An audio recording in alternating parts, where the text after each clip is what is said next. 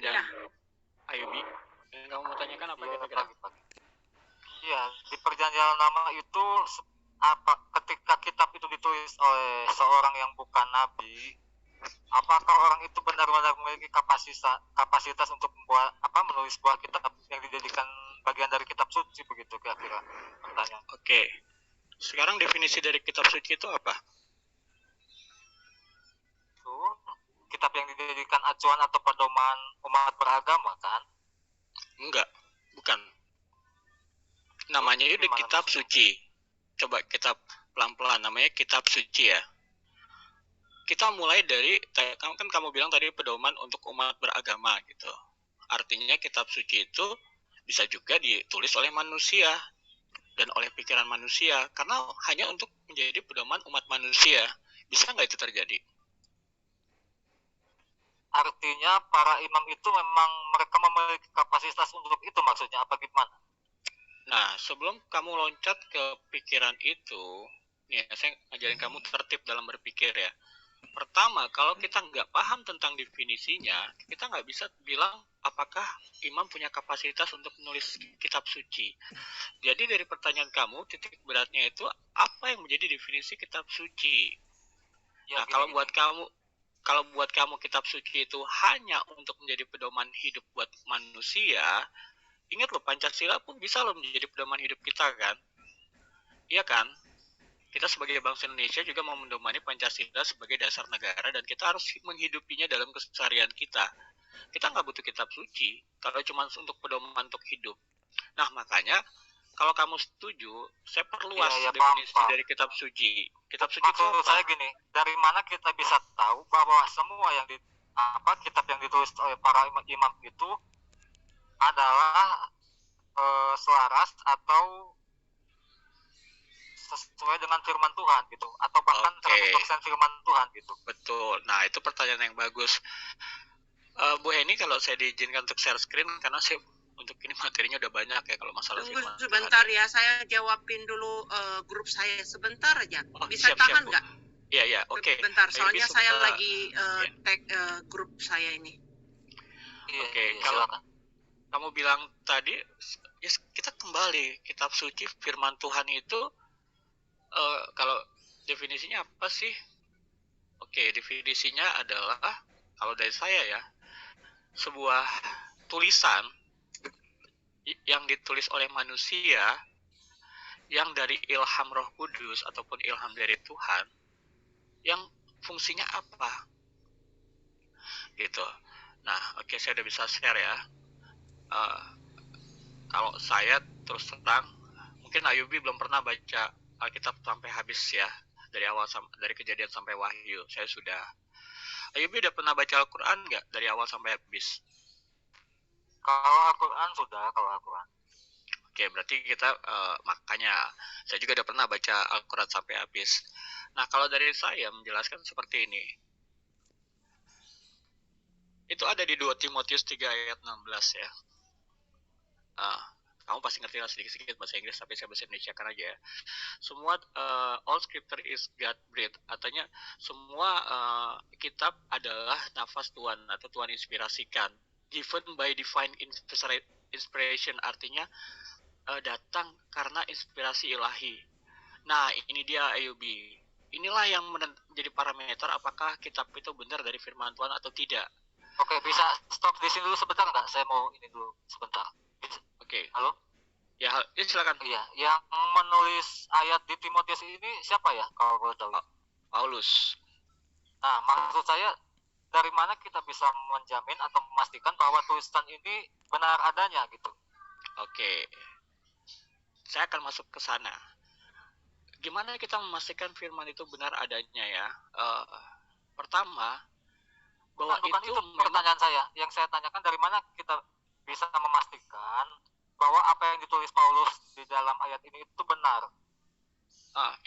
Dari intensinya, paham ya kata intensi ya? Dari ya tadi intensi apa yang terkandung dalam tulisan tersebut? Kecuali kamu punya pendapat bahwa semua kitab suci itu harus ditulis dengan tangan Tuhan atau simsalabim gedebuk dari langit gitu, tiba-tiba ada. Nggak begitu kan? pasti semua ditulis oleh manusia. Artinya ketika baginda Nabi aja terinspirasi, dia minta orang untuk menuliskan kan, betul kan? Seperti itu? Bukan, maksud saya ketika Paulus menulis ayat ini, bisa saja dia tidak sedang berkata sesuatu yang nilainya adalah kebenaran, itu maksud saya. Mungkin saja. Oke, kamu udah merucut ya. Nilai kebenaran itu kan parameternya ada. Apa yang menjadi nilai parameter kebenaran kalau kita mau berpikir? Kontennya kan, isinya kan. Isinya tentang kebenaran atau tentang pembenaran kan cuma dua, Yubi. Ya, kita bisa membedakan Anda menjadikan tulisan Paulus itu sebagai tolak ukur kebenaran, begitu maksudnya? Konten, isinya. Kalau misalnya isinya Paulus itu berbicara hal yang bukan ilahi atau cuma hal manusiawi yang bisa dicerna dengan logika biasa aja, ya sudah, itu pembenaran bukan kebenaran. Tapi Tuhan itu kebenarannya tidak tertandingin, Ayubi. Inspirasi ilahinya tidak tertandingi. Sehingga itu di luar jangkauan ataupun beyond our logic gitu. Melampaui logika dan nurani kita sebagai manusia yang memang udah jatuh dalam dosa dan memang keberdosaan itu menguasai menjadi natur kita. Nah, kalau kamu tadi sampaikan bagaimana kita meyakini Paulus itu menulis yang benar, ya isinya. Apakah itu, ya tadi kan kamu udah lihat, oke, ini benar nggak inspirasi ilahi? Nah, saya teruskan, it's profitable, yang ditujukan untuk instruction for confession, artinya untuk instruksi untuk kita mengakui dosa kita, for correction, untuk mengkoreksi dari kesalahan, merestorasi hidup kita, untuk patuh, for training in righteousness, untuk melatih kita dalam kebenaran, learning to live in conformity to God's will, both publicly and privately. Artinya kita dilatih dalam kebenarannya, artinya apa sih? Kita belajar hidup untuk menyesuaikan selalu terhadap kehendak Tuhan, baik secara publik, baik secara umum, ataupun secara private. Kemudian behaving honorably with personal integrity and moral courage, berperilaku secara terhormat dengan integritas personal dan keteguhan moral. Artinya di sini ada inilah yang menjadi inspirasi. Kenapa bisa dibilang kitab suci itu diinspirasikan roh? Karena ada stop dulu Bang, gini Bang. Lalu dasar Paulus mengatakan semua yang di atas tadi itu berasal dari mana itu? Apakah dari pemahaman atau pengetahuan dia saja atau bagaimana? Oke, nih ini yang mungkin yang tadi kan kamu bilang, apakah di perjanjian lama orang yang bukan nabi itu punya otoritas untuk menulis firman? Iya kan? Bukan, yang saya tanya itu. Iya betul, sama kayak Paulus ini. Apakah Paulus juga punya otoritas ataupun itu dari pemahaman ataupun pengetahuan dia kan?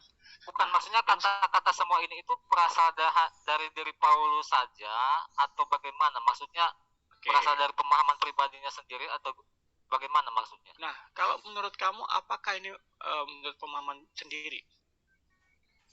Karena itu berasal dari diri tulisan dia, berarti itu kan sesuatu yang berasal dari dirinya, diri pribadi.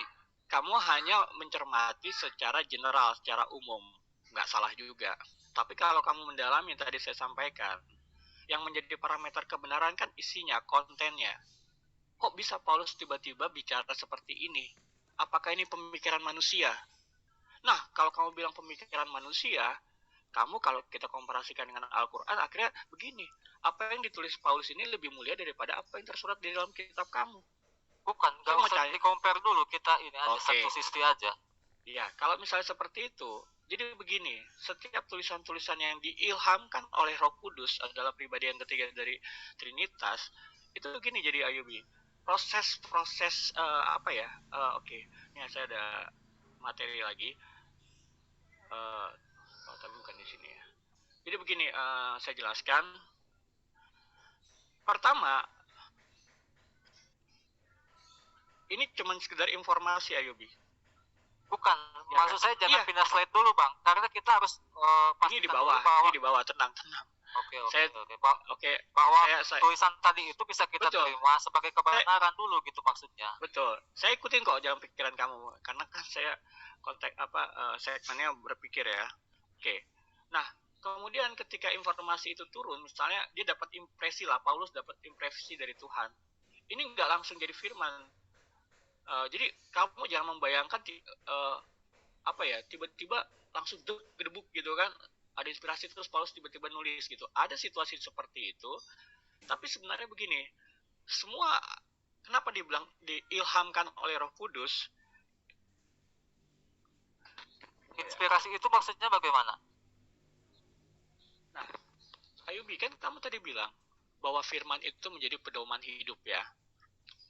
Nah, artinya ketika kita hidup, kita berbenturan ataupun kita harus berhadapan dengan nilai-nilai orang lain. Pada konteks pada waktu Paulus hidup, dia berhadapan dengan nilai-nilai Yunani, nilai-nilai Romawi. Karena ada dua peradaban itu, atau satu lagi nilai-nilai media Persia. Jadi pada saat Paulus hidup, Bang, kata-kata di Timotius tadi itu berasal dari diri Paulus pribadi atau dari luar Paulus pribadi Paulus itu gitu. Kamu tenang dulu gitu. Karena pertanyaan